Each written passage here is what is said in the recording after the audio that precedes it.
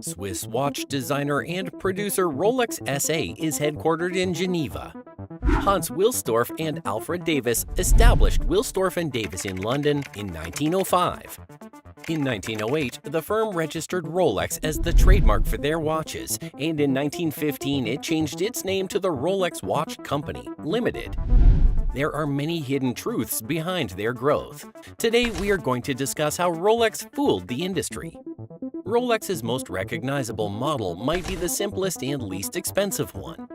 I'm referring to the Rolex Oyster Perpetual, an entry-level time-only watch that costs roughly £5,000. Why is this simple watch so recognizable? For the simple reason that it incorporates the two technologies that allowed Rolex to exist as it does today.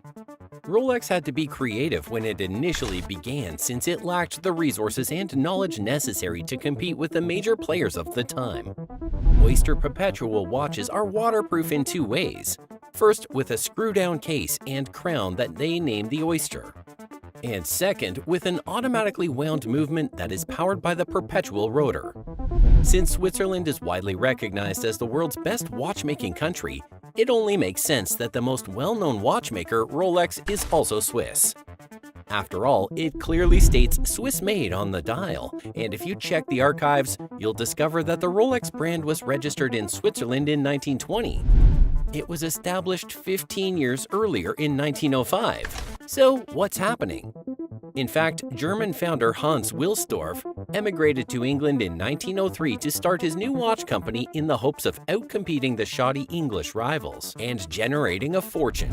One of the key components of a Rolex watch is its mechanical movement, which consists of a number of gears and springs that maintain nearly perfect timing without the need of any power at all. Anything less than that would not do because it's the watch's beating hearts and soul. Although Rolex has done many things that have drawn criticism, it may have produced the most divisive timepiece ever in 2004. I'm referring to the Sacco, a variation on the Daytona that elevated eye-catching to a whole new level. It was adorned with 36 baguette-cut cognac sapphires. Despite having extremely dubious appearances, Sacco originally cost $80,000 but is now closer to $350,000.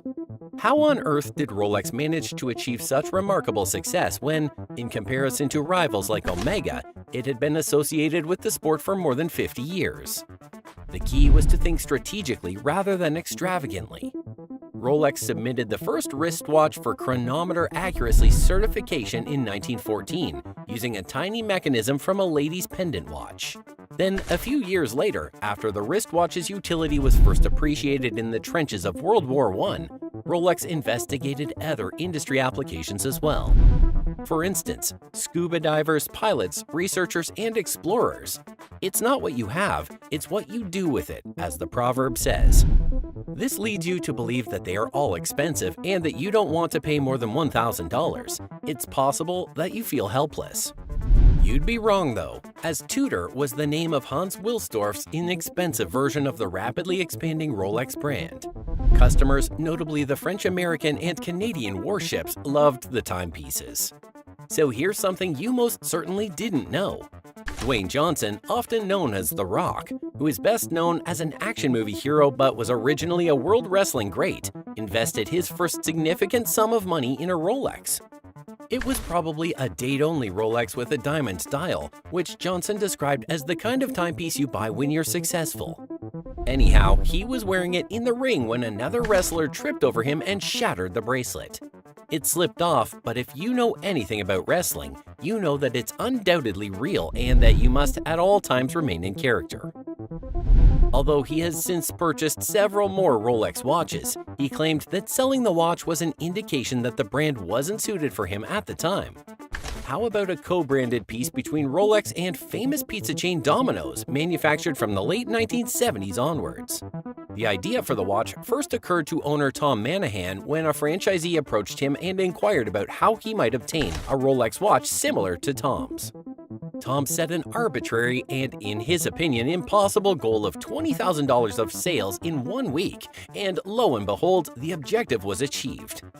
Tom gave the Rolex as a present, and Rolex collaborated along to design a watch just for Domino. the originals were Air Kings with the Domino's logo printed on the dial, would you believe that some of the most costly Rolex timepieces are total duds? Collectors enjoy investing in unique and uncommon timepieces, and some of the most unique and rare are ones that have actually failed. Spider dial on a black Submariner, deep cream on an old Explorer 2 dial, or chocolatey brown on a once black tropical Daytona dial are some of the examples of dials. At auction, these rarities can bring in hundreds of thousands or even millions. The absurd part is that they are all essentially manufacturing flaws. These unique looks have developed over time as a result of batches of timepieces that were incorrectly assembled. Numerous things are attributed to Rolex, yet frequently they are just untrue. Not only because of myth and legend, but also because they were done so on purpose. Hans Wilsdorf, the guy of Rolex, was a clever marketer who knew what he had to do to succeed. For instance, consider the word Submariner. 10 years prior, the English company Brooke & Son used the name submarine in a waterproof watch, but neglected to trademark it. Next, there is the perpetual self-winding movement, which Rolex claimed to have created but was really first used in a watch. 5 years before the Rolex, a Harwood was released, and Wilsdorf was forced to apologize in front of the public. The first self-winding wristwatch was created by Mr. John Harwood, and he apologized for any hurt sentiments. Major Rolex ad accused of racketeering and selling directly to gray market. One of Chicago's oldest jewelers, a Rolex authorized dealer, is accused by a former Rolex ad employee of firing her in retaliation for whistleblowing and refusing to engage in flagrant illegal activity and engaging in racketeering. In essence, the plaintiff is charging this significant authorized dealer of selling watches directly into the gray market, including allegedly Rolex and Patek Philippe. These accusations in this case are about as juicy as they come, and they shine a bright light squarely on the dishonorable practice of authorized dealers selling well-liked watch models directly into the gray market. Naturally, this practice artificially raises the absurd rates that consumers must pay on the black market to avoid decades-long waiting lists. A group of solicitors filed the 50-page, extremely thorough complaint with the District Court for the Northern District of Illinois Eastern Division. The submitted complaint is very thorough, and all accusations are supported by numerous details and examples. Rolex and Patek Philippe have not yet taken sides in the argument. If the alleged conspiracy is shown to be accurate in court, that will almost certainly occur. Which little-known Rolex fact do you know? Let us know in the comments section. That's all about today's video. If you liked this video, don't forget to like and subscribe to our channel. Also, press the bell icon to get notified of our upcoming videos.